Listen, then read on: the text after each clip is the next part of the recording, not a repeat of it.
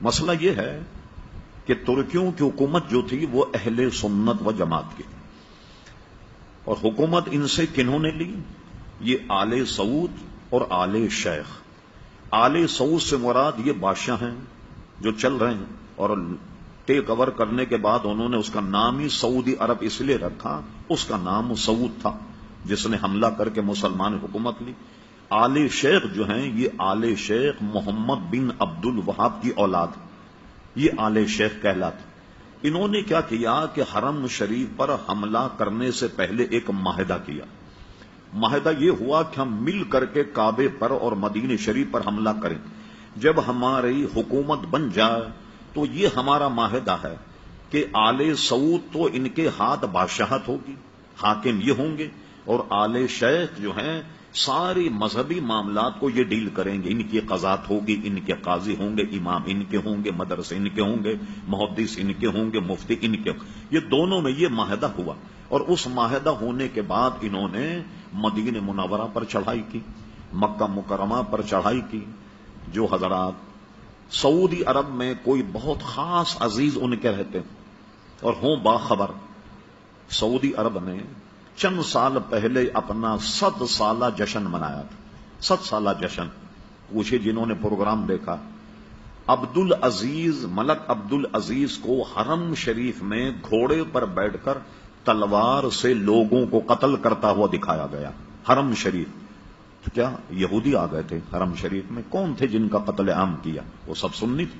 مسجد نبوی کے امام کو مصلی پر تلوار سے ذبح کیا، اور صرف 200 حضرات نے مدینہ شریف پر حملہ کیا۔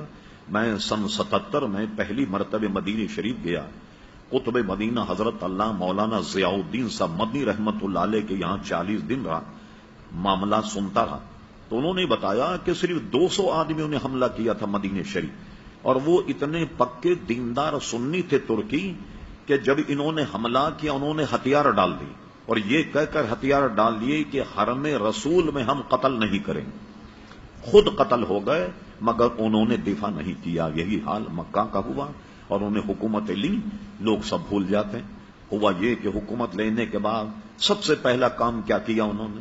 یہ بات ہے 1925 کے بعد کی 29 تک اور 30 تک ان کا آپریشن مکمل ہوا۔ جنت البقیع پر بلڈوزر چلائے، گیتی اور پھاوڑے سے جنت البقیع کے شاندار مزارات اکھیڑ کر پھینکا، اہل بیت کے مزارات اکھیڑ کر پھینکے۔ سب سے شاندار مزار جنت البقیع میں حضرت عثمان غنی رضی اللہ عنہ کا تھا، اس کے اینٹ پتھر الگ کر کے اس کو زمین بوس کیا۔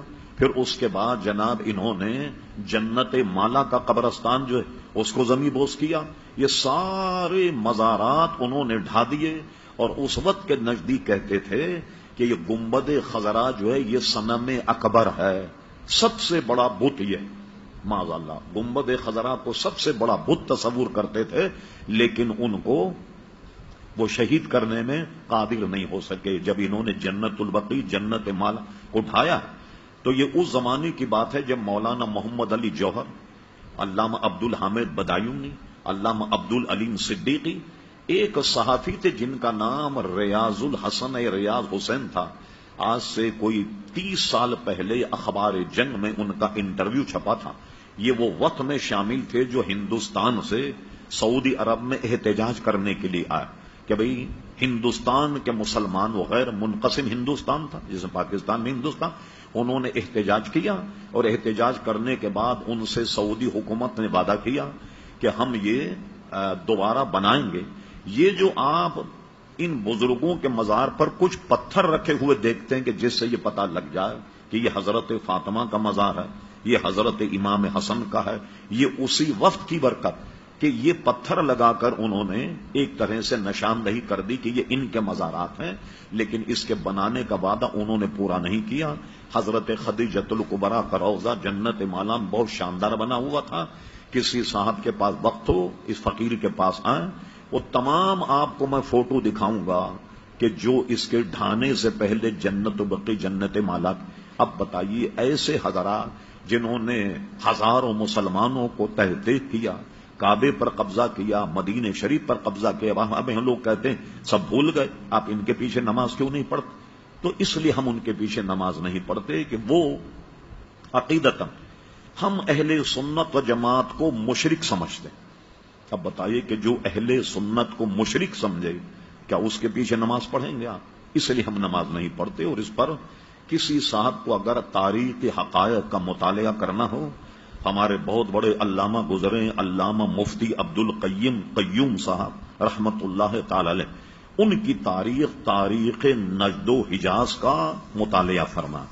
چلیے تو ہم مولویوں کی بات ہے، محمد بن عبد الوہاب کیا تھا؟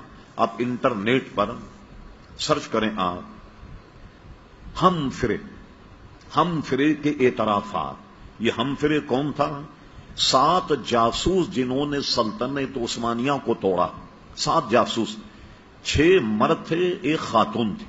تو انہوں نے استنبول میں جا کر کیسا تفرقہ ڈالا، یہ جو بتا رہا ہوں میں آپ کو، ہم فرے، اس نے استنبول میں ایک شیخ کے پاس بیٹھ کر درس نظامی پڑھا، عربی زبان پڑھی اور جاسوسی کی، اور کہتا تھا کہ کبھی بھی کسی کو مجھ پہ شک ہو جاتا کہ جاسوسی کا، میں فوراً عربی بولنا شروع کر دیتا۔ اس نے تو بالکل ننگا کر کے رکھ دیا محمد بن عبد الوہاب۔ یہ تو ایک غیر مسلم کتاب ہم فرے کے اعترافات کے نام سے، وہ عربی میں بھی چھپی ہے کویت سے، اور کیا کہتے ہیں لندن وغیرہ سے بھی وہ چھپی، جی لندن کے تو جاسوس ہی تھے۔ یہاں اگر آپ جائیں برٹش ایمبیسی، آپ کو یہاں انگریزی میں کتاب مل جائے گی، وہ یا ہم فرے کے اعترافات، اور اردو زبان میں بھی کسی نے یہاں پاکستان کے کسی پروفیسر نے ترجمہ کیا، کتب خان ہے جو ہے، چھان بین کیجیے، اس میں آپ کو میں کتاب مل جائے۔ اس نے پورا قصہ محمد بن عبد الوہاب کا لکھا، میں نے اس کو کیسے گمراہ کیا، اس سے مناظرہ کیا کہ شراب حلال ہے، اور یہ ثابت کر دیا کہ شراب حرام نہیں، اور اس کو شراب پلائی۔